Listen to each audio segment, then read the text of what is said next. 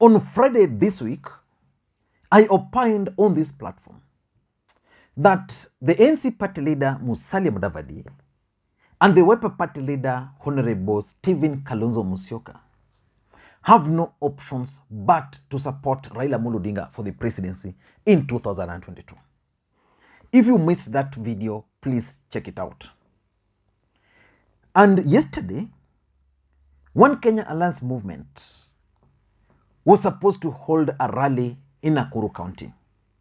That rally aborted at last minute after Gideon Moi cancelled it because Musalia Mudavadi and Kalonzo Musyoka were engaged on other matters.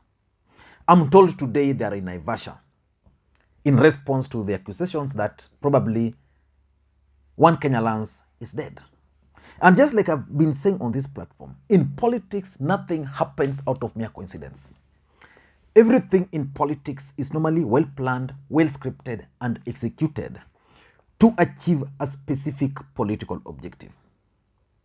Dan Maazo, the Makueni Member of Parliament, who is a close ally of Stephen Kalonzo Musyoka, made a statement which mirrored what I opined on Friday. According to Dan Maazo, the dissolution of NASA coalition was a very big political mistake on the part of Stephen Kalonzo Musyoka, Moses Wetangula, and Musalia Mudavadi. And Manzo is now demanding for a reunion between the former NASA principals. And that begs the question, what message is Daniel Manzo trying to pass? Is he delivering a message from Stephen Kalonzo Musyoka? And for us to understand all those, let us ask ourselves the first question, or one question. Why was NASA coalition dissolved in the first place? Why do you think NASA coalition was dissolved? NASA coalition was dissolved because, number one, handshake. Raila Odinga entered into the handshake with President Uhuru Kenyatta without involving his co-principals. And they were very angry at Raila Odinga. So as a strategy of blackmailing Raila Odinga, they decided to dissolve NASA coalition. As a matter of fact, what was the point of dissolving NASA, for example, to form One Kenya Alliance when NASA was bigger than One Kenya Alliance? So that's the first reason why it was dissolved, because of the handshake. The second reason why NASA coalition was dissolved was because of Raila Odinga's political interest. Raila Odinga didn't want to be tied to any agreement between himself and NASA. As long as that NASA agreement existed, it meant Raila Odinga was still going to be tied to it. There are certain things he would not have done were that agreement still in force. So by dissolving NASA, these guys now allowed Raila Odinga, without knowing, the opportunity to move and enter into coalitions the way he wanted.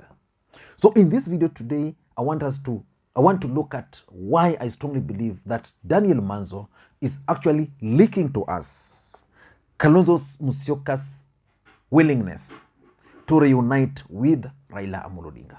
But before you do that, if you are watching this channel for the first time, please take a second or two, click the subscribe button so that next time we produce a video like this, YouTube will automatically notify you. And with the subscribers, I want to continue thanking you guys for your continued support.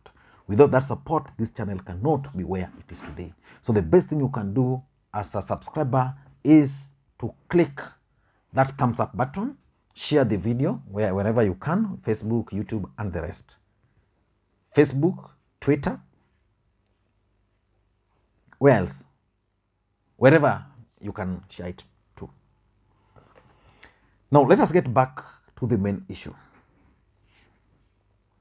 I want to begin by asking you a question. Do you think Stephen Kalonzo Musyoka can become the next president of the Republic of Kenya in 2022? I don't think Stephen Kalonzo Musyoka can become the next president of the Republic of Kenya. Can any of the NASA core principles or One Kenya Alliance movement leaders become the president of the Republic of Kenya in 2022. None of them can. So 2022 is a two-horse race between Raila Odinga and William Ruto.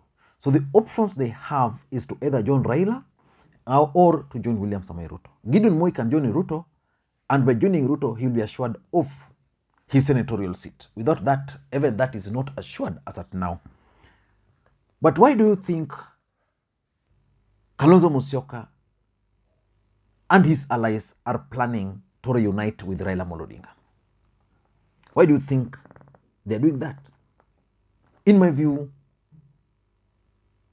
4 reasons or 5. Number 1,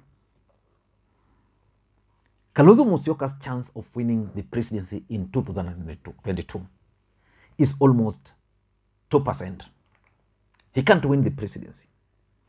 Raila Odinga and President Ruto Kenyatta are moving. They're moving, and already, sorry, someone disrupted me a bit. So I was saying, there is no way Kalonzo Musyoka can become the next president of the Republic of Kenya.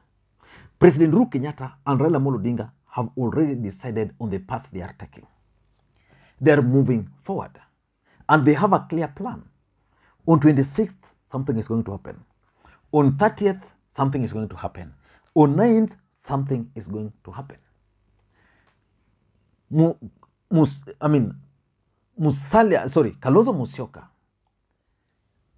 knows so well that he can't win. But he doesn't want the train to leave him. So he's actually doing all this as a strategy to join Raila Odinga and President Uhuru Kenyatta's camp. Because he knows so well that however much he tries now, without Raila's support, without Uhuru's support, there is no way as Kalonzo Musyoka he can become the next president of the Republic of Kenya. So that's number 1.